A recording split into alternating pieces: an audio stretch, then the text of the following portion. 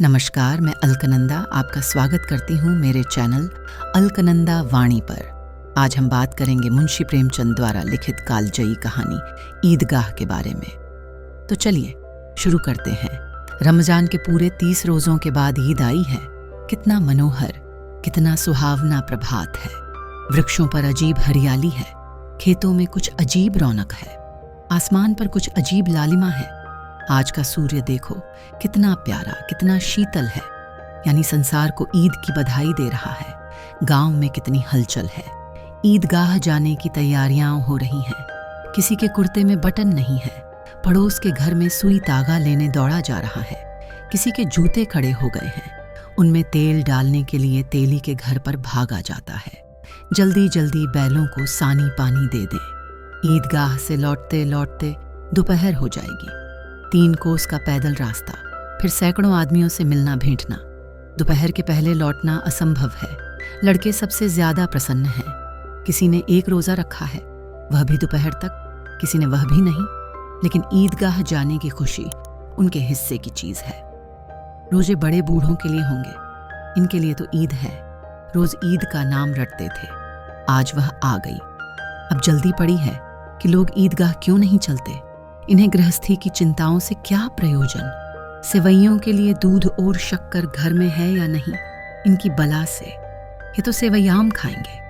वह क्या जाने कि अब्बा जान क्यों बदहवास चौधरी कायमली के घर दौड़े जा रहे हैं। उन्हें क्या खबर कि चौधरी आज आंखें बदल लें तो ये सारी ईद मुहर्रम हो जाए। उनकी अपनी जेबों में तो कुबेर का धन भरा हुआ है।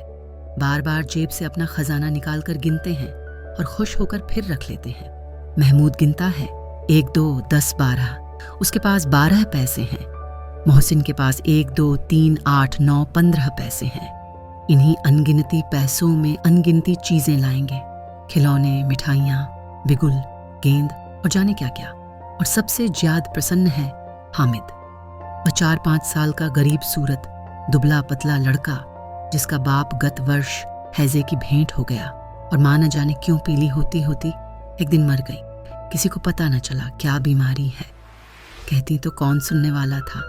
दिल पर जो कुछ बीतती थी वह दिल में ही सहती थी, और जब न सहा गया तो संसार से विदा हो गई।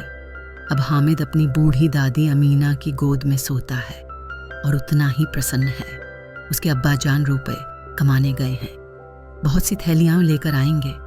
अम्मी जान अल्लाह मियाँ के घर से उसके लिए बड़ी अच्छी अच्छी चीजें लाने गई हैं, इसलिए हामिद प्रसन्न है। आशा तो बड़ी चीज है, और फिर बच्चों की आशा, उनकी कल्पना तो राई का पर्वत बना लेती है। हामिद के पाँव में जूते नहीं हैं, सिर पर एक पुरानी धुरानी टोपी है जिसका गोटा काला पड़ गया है। फिर भी वह प्रसन्न है। जब उसके अब्बा जान थैलियाओं और अम्मी जान नियामतें लेकर आएंगी तो वह दिल के अरमान निकाल लेगा। तब देखेगा महमूद, मोहसिन, नूरे और सम्मी कहाँ से उतने पैसे निकालेंगे। अभागिन अमीना अपनी कोठरी में बैठी रो रही है। आज ईद का दिन, उसके घर में दाना नहीं। आज आबिद होता तो क्या इसी तरह ईद आती और चली जाती। इस अंधकार और निराशा में वह डूबी जा रही है। किसने बुलाया था इस निगोड़ी ईद को। इस घर में उसका काम नहीं, लेकिन हामिद, उसे किसी के मरने जीने से क्या मतलब। उसके अंदर प्रकाश है, बाहर आशा। विपत्ति अपना सारा दलबल लेकर आए, हामिद की आनंद भरी चितवन उसका विध्वंस कर देगी। हामिद भीतर जाकर दादी से कहता है, तुम डरना नहीं अम्मा, मैं सबसे पहले आऊंगा। बिल्कुल ना डरना। अमीना का दिल कचोट रहा है। गांव के बच्चे अपने अपने बाप के साथ जा रहे हैं। हामिद का बाप अमीना के सिवा और कौन है। उसे कैसे अकेले मेले जाने दे। उस भीड़ भाड़ से बच्चा कहीं खो जाए तो क्या हो। नहीं, अमीना उसे यूं न जाने देगी। नन्ही सी जान, 3 कोस चलेगा कैसे। पैर में छाले पड़ जाएंगे, जूते भी तो नहीं हैं। वह थोड़ी थोड़ी दूर पर उसे गोद में ले लेगी। लेकिन यहाँ सेवैयाँ कौन पकाएगा। पैसे होते तो लौटते लौटते सब सामग्री जमा करके छटपट बना लेती। यहाँ तो घंटों चीजें जमा करते लगेंगे। मांगे ही का तो भरोसा ठहरा। उस दिन फहीमन के कपड़े सिले थे, 8 आने पैसे मिले थे। उस अठन्नी को ईमान की तरह बचाती चली आती थी इसी ईद के लिए। लेकिन कल ग्वालन सिर पर सवार हो गई तो क्या करती। हामिद के लिए कुछ नहीं है तो 2 पैसे का दूध तो चाहिए ही। अब तो कुल 2 आने पैसे बच रहे हैं। 3 पैसे हामिद की जेब में, 5 अमीना के बटुए में। यही तो बिसात है और ईद का त्योहार, अल्लाह ही बेड़ा पार लगाए। धोबन और नाइन और मेहतरानी और चूड़ी हारिन सभी तो आएंगी। सभी को सेवैयां चाहिए और थोड़ा किसी को आंखों नहीं लगता। किस किस से मुंह चुराएगी, और मुंह क्यों चुराए?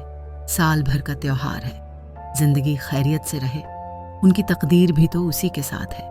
बच्चे को खुदा सलामत रखे, दिन भी कट जाएंगे। गांव से मेला चला और बच्चों के साथ हामिद भी जा रहा था। कभी सबके सब दौड़कर आगे निकल जाते, फिर किसी पेड़ के नीचे खड़े होकर साथ वालों का इंतजार करते। यह लोग क्यों इतना धीरे धीरे चल रहे हैं? हामिद के पैरों में तो जैसे पर लग गए हैं। वह कभी थक सकता है। शहर का दामन आ गया। सड़क के दोनों ओर अमीरों के बगीचे हैं। पक्की चारदीवारी बनी हुई है। पेड़ों में आम और लीचियां लगी हुई हैं। कभी कभी कोई लड़का कंकड़ी उठाकर आम पर निशान लगाता है। माली अंदर से गाली देता हुआ निकलता है। लड़के वहां से एक फरलांग पर हैं, खूब हंस रहे हैं। माली को कैसा उल्लू बनाया है। बड़ी बड़ी इमारतें आने लगी। ये अदालत है, ये कॉलेज है, ये क्लब घर है। इतने बड़े कॉलेज में कितने लड़के पढ़ते होंगे? सब लड़के नहीं हैं जी, बड़े बड़े आदमी हैं सच। उनकी बड़ी बड़ी मूंछें हैं। इतने बड़े हो गए, अभी तक पढ़ने जाते हैं। न जाने कब तक पढ़ेंगे और क्या करेंगे इतना पढ़कर। हामिद के मदरसे में 2-3 बड़े बड़े लड़के हैं, बिल्कुल 3 कौड़ी के। रोज मार खाते हैं, काम से जी चुराने वाले। इस जगह भी उसी तरह के लोग होंगे और क्या। क्लब घर में जादू होता है, सुना है। यहाँ मुर्दों की खोपड़ियां दौड़ती हैं और बड़े बड़े तमाशे होते हैं, पर किसी को अंदर नहीं जाने देते। और वहाँ शाम को साहब लोग खेलते हैं। बड़े बड़े आदमी खेलते हैं, मूंछों दाढ़ी वाले। और मेमें भी खेलती हैं सच। हमारी अम्माओं को वह दे दो, क्या नाम है, बैट, तो उसे पकड़ ही न सके, घुमाते ही लुढ़क जाई। महमूद ने कहा, हमारी अम्मी जान का तो हाथ कांपने लगे, अल्लाह कसम। मोहसिन बोला, चलो मनो आटा पीस डालती हैं, जरा सा बैठ पकड़ लेंगी तो हाथ कांपने लगेंगे। सैकड़ों घड़े पानी रोज निकालती है, 5 घड़े तो तेरी भैंस पी जाती है।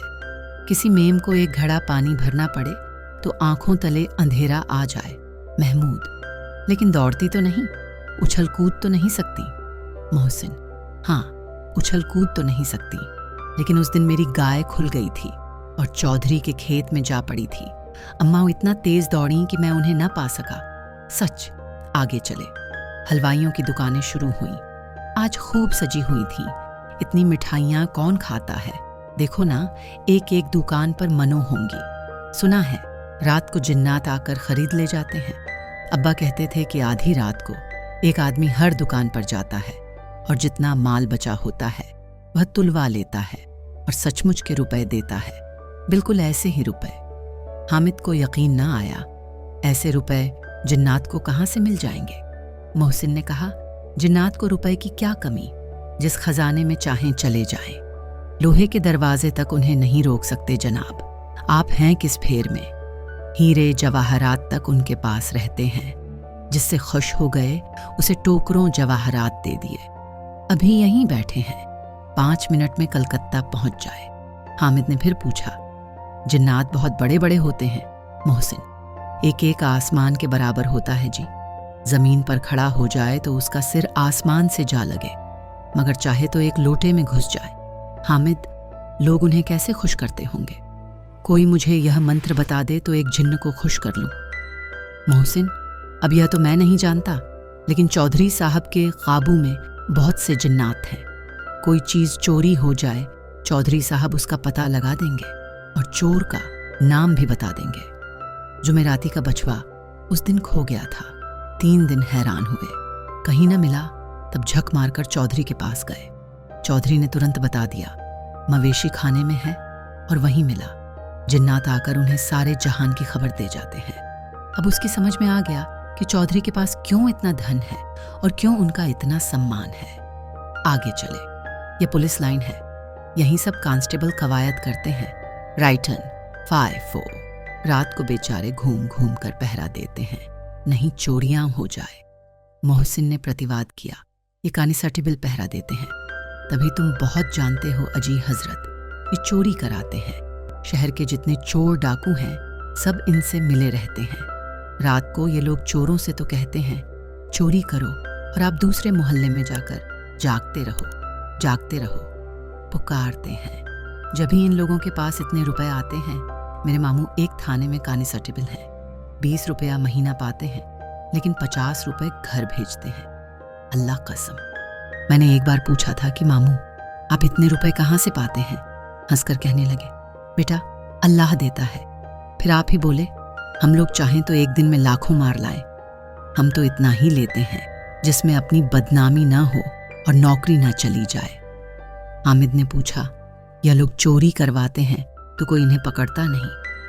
मोहसिन उसकी नादानी पर दया दिखाकर बोला, अरे पागल, इन्हें कौन पकड़ेगा? पकड़ने वाले तो यह लोग खुद हैं, लेकिन अल्लाह इन्हें सज़ा भी खूब देता है। हराम का माल हराम में जाता है। थोड़े ही दिन हुए, मामू के घर में आग लग गई। सारी लेई पूंजी जल गई, एक बर्तन तक न बचा। कई दिन पेड़ के नीचे सोए, अल्लाह कसम पेड़ के नीचे। फिर न जाने कहाँ से 100 कर्ज लाए तो बर्तन भांडे आए। हामिद 100 तो 50 से ज्यादा होते हैं। कहाँ 50, कहाँ 100। 50 एक थैली भर होता है, 100 तो 2 थैलियों में भी ना आए। अब बस्ती घनी होने लगी। ईदगाह जाने वालों की टोलियां नजर आने लगी, एक से एक भड़कीले वस्त्र पहने हुए। कोई इक्के तांगे पर सवार, कोई मोटर पर, सभी इत्र में बसे, सभी के दिलों में उमंग। ग्रामीणों का यह छोटा सा दल अपनी विपन्नता से बेखबर, संतोष और धैर्य में मग्न चला जा रहा था। बच्चों के लिए नगर की सभी चीजें अनोखी थीं। जिस चीज की ओर ताकते ही रह जाते, और पीछे से बराबर हार्न की आवाज होने पर भी न चेतते। हामिद तो मोटर के नीचे जाते जाते बचा। सहसा ईदगाह नजर आया।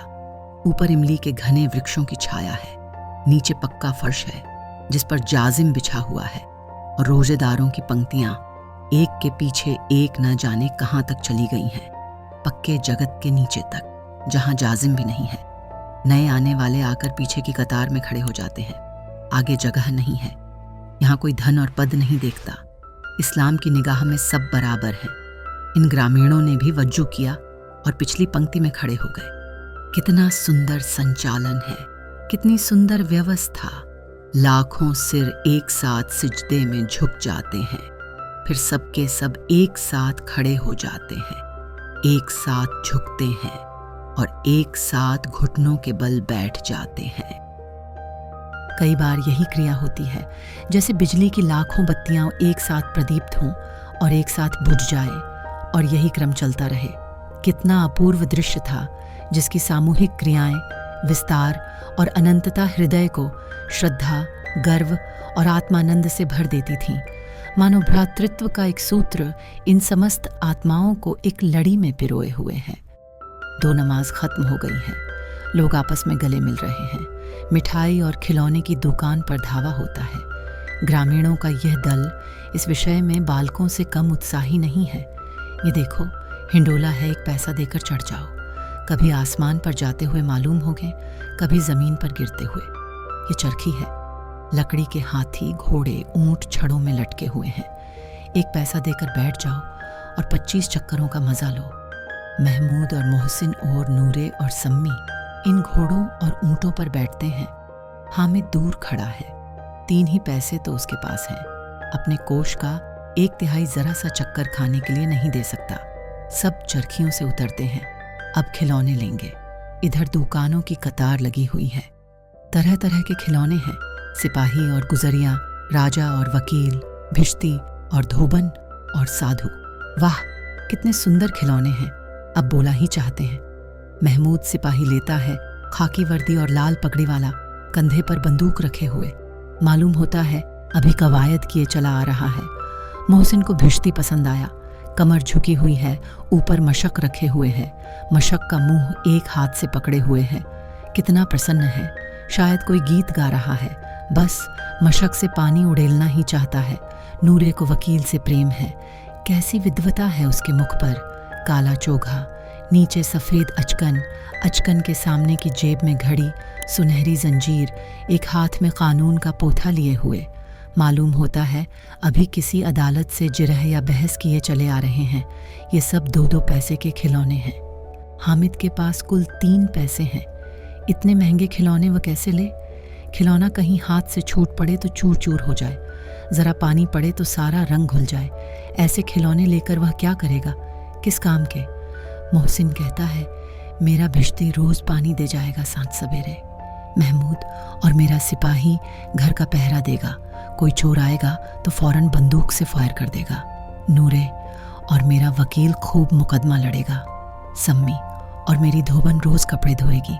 हामिद खिलौनों की निंदा करता है, मिट्टी ही के तो हैं, गिरें तो चकनाचूर हो जाए। लेकिन ललचाई हुई आंखों से खिलौनों को देख रहा है और चाहता है कि ज़रा देर के लिए उन्हें हाथ में ले सकता। उसके हाथ अनायास ही लपकते हैं, लेकिन लड़के इतने त्यागी नहीं होते हैं, विशेषकर जब अभी नया शौकत है। हामिद ललचाता रह जाता है। खिलौने के बाद मिठाइयाँ आती हैं। किसी ने रेवड़ियाँ ली हैं, किसी ने गुलाब जामुन, किसी ने सोहन हलवा। मज़े से खा रहे हैं। हामिद उनकी बिरादरी से पृथक है। अभागे के पास 3 पैसे हैं, क्यों नहीं कुछ लेकर खाता? ललचाई आंखों से सबकी ओर देखता है।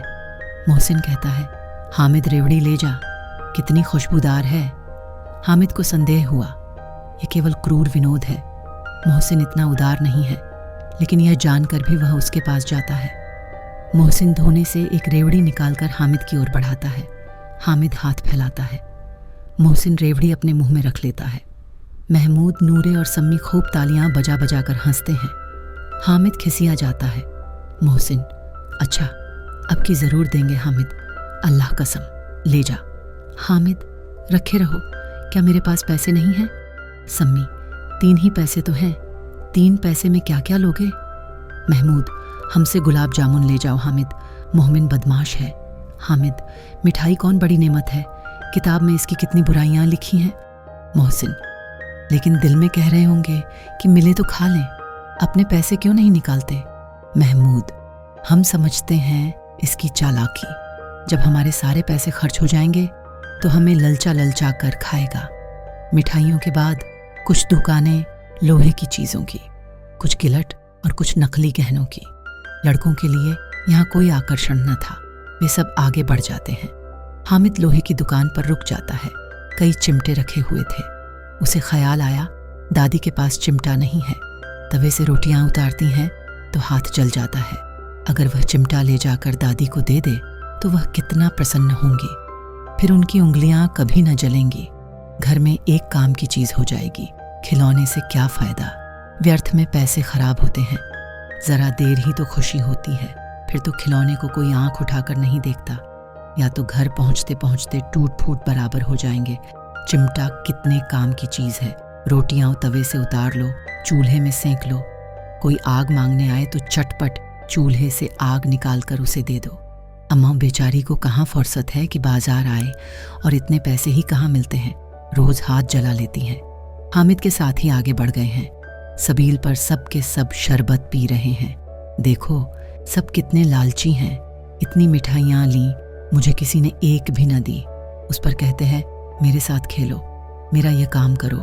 अब अगर किसी ने कोई काम करने को कहा तो पूछूंगा, खाएं मिठाइयाँ, आप मुंह सड़ेगा, फोड़े फूंसियाँ निकलेंगी, आप ही जबान चटोरी हो जाएंगी। तब घर से पैसे चुराएंगे और मार खाएंगे। किताब में झूठी बातें थोड़े ही लिखी हैं, मेरी जबान क्यों खराब होगी? अम्मा चिमटा देखते ही दौड़कर मेरे हाथ से ले लेंगी और कहेंगी मेरा बच्चा अम्मा के लिए चिमटा लाया है, हजारों दुआएं देंगी। फिर पडड़ हाउस की औरतों को दिखाएंगी। सारे गांव में चर्चा होने लगेगी, हामिद चिमटा लाया है, कितना अच्छा लड़का है। इन लोगों के खिलौनों पर कौन इन्हें दुआएं देगा? बड़ों की दुआएं सीधे अल्लाह के दरबार में पहुंचती हैं और तुरंत सुनी जाती हैं। मेरे पास पैसे नहीं हैं, तभी तो मोहसिन और महमूद यूं मिजाज दिखाते हैं। मैं भी इनसे मिजाज दिखाऊंगा। खेलें खिलौने और खाएं मिठाइयाँ। मैं नहीं खेलता खिलौने, किसी का मिजाज क्यों सहूं? मैं गरीब सही, किसी से कुछ मांगने तो नहीं जाता। आखिर अब्बा जान कभी न कभी आएंगे, अम्मा भी आएंगी ही। फिर इन लोगों से पूछूंगा कितने खिलौने लोगे? एक एक को टोकरियों खिलौने दूं और दिखा दूं कि दोस्तों के साथ इस तरह का सलूक किया जाता है। ये नहीं कि एक पैसे की रेवड़ियाँ लीं तो चिढ़ा चिढ़ा कर खाने लगे। सबके सब हंसेंगे कि हामिद ने चिमटा लिया है। हंसें मेरी बला से। उसने दुकानदार से पूछा, ये चिमटा कितने का है? दुकानदार ने उसकी ओर देखा और कोई आदमी साथ न देखकर कहा, तुम्हारे काम का नहीं है जी। बिकाऊ है कि नहीं? बिकाऊ क्यों नहीं है और यहाँ क्यों लाद लाए हैं? तो बताते क्यों नहीं कै पैसे का है? 6 पैसे लगेंगे। हामिद का दिल बैठ गया। ठीक ठीक बताओ। ठीक ठीक 5 पैसे लगेंगे। लेना हो लो, नहीं चलते बनो। हामिद ने कलेजा मजबूत करके कहा, 3 पैसे लोगे? ये कहता हुआ वह आगे बढ़ गया कि दुकानदार की घुड़कियां न सुने। लेकिन दुकानदार ने घुड़कियां नहीं दी, बुलाकर चिमटा दे दिया। हामिद ने उसे इस तरह कंधे पर रखा मानो बंदूका है और शान से अकड़ता हुआ संगियों के पास आया। जरा सुने सबके सब क्या क्या आलोचनाएं करते हैं। मोहसिन ने हंसकर कहा, यह चिमटा क्यों लाया पगले? इसे क्या करेगा? हामिद ने चिमटे को जमीन पर पटक कर कहा, जरा अपना भिश्ती जमीन पर गिरा दो, सारी पसलियां चूर चूर हो जाएं बच्चों की। महमूद बोला, तो यह चिमटा कोई खिलौना है? हामिद, खिलौना क्यों नहीं है? अभी कंधे पर रखा, बंदूका हो गई, हाथ में ले लिया, फकीरों का चिमटा हो गया। चाहूं तो इससे मजीरे का काम ले सकता हूं। एक चिमटा जमा दूं तो तुम लोगों के सारे खिलौनों की जान निकल जाए। तुम्हारे खिलौने कितना ही जोर लगाए, मेरे चिमटे का बाल भी बांका नहीं कर सकते। मेरा बहादुर शेर है चिमटा। सम्मी ने खंजरी ली थी, प्रभावित होकर बोला, मेरी खंजरी से बदलोगे? 2 आने की है। हामिद ने खंजरी की ओर उपेक्षा से देखा। मेरा चिमटा चाहे तो तुम्हारी खंजरी का पेट फाड़ डाले। बस एक चमड़े की झिल्ली लगा दी। ढप ढप बोलने लगी। जरा सा पानी लग जाए तो खत्म हो जाए। मेरा बहादुर चिमटा आग में, पानी में, आंधी में, तूफान में बराबर डटा खड़ा रहेगा। चिमटे ने सभी को मोहित कर लिया। लेकिन अब पैसे किसके पास धरे हैं? फिर मेले से दूर निकल आए हैं। 9 कब के बज गए। धूप तेज हो रही है। घर पहुंचने की जल्दी हो रही है। बाप से जिद भी करें तो चिमटा नहीं मिल सकता। हामिद है बड़ा चालाक, इसीलिए बदमाश ने अपने पैसे बचा रखे थे। अब बालकों के 2 दल हो गए हैं। मोहसिन, महमूद, सम्मी और नूरे एक तरफ हैं, हामिद अकेला दूसरी तरफ। शास्त्रार्थ हो रहा है। सम्मी तो विधर्मी हो गया, दूसरे पक्ष से जा मिला। लेकिन मोहसिन, महमूद और नूरे भी हामिद से 1-1, 2-2 साल बड़े होने पर भी हामिद के आघातों से आतंकित हो उठे हैं। उसके पास न्याय का बल है और नीति की शक्ति। एक ओर मिट्टी है, दूसरी ओर लोहा, जो इस वक्त अपने को फौलाद कह रहा है। वह अजेय है, घातक है।